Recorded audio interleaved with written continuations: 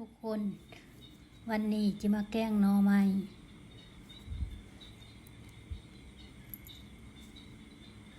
เริ่มตั้งหม้อก่อนเนาะเอาเกลือเสอหน่อยนึงเอาเสอหลายมันสิเข้มเสอหลายขนาดนี้เข้มละมั้ง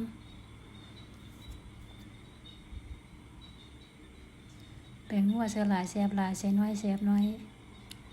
เอาใส่โจเลย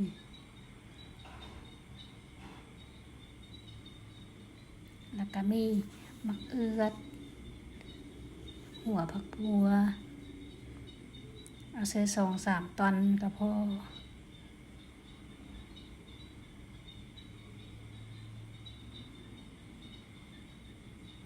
เอาหน่อไม้ลงไป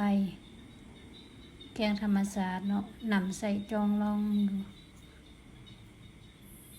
แม่แต่ยานางกับโบเซอร์เอามาลงไปมีมักแล้วก็มักหอยมักถั่วพู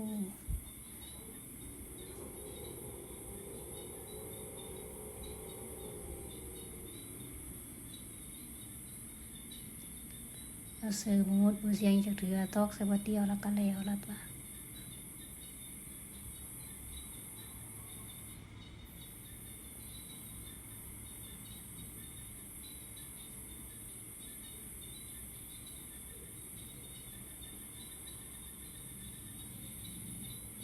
เริ่มฟดเบาๆแล้วเนาะ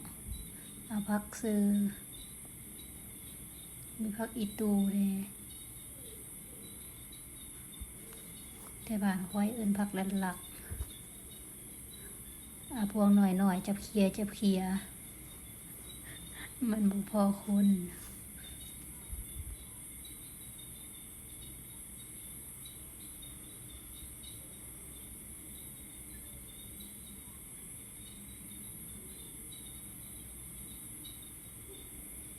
ฝาหม้อปกไว้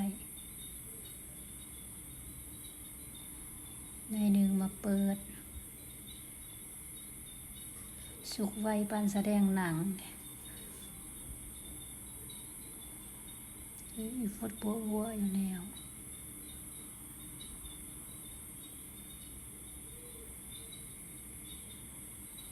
ลองซ้ำเบิ่งมือเปื่อยแล้วแสดงว่าสุกแล้วล่ะ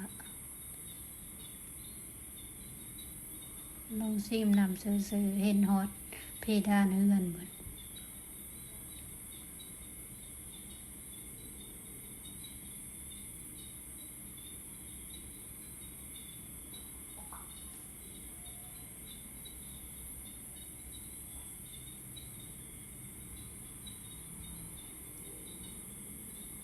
คนไปคนมาไปจะกินเสยโอ้หมดเวลากินแล้วมา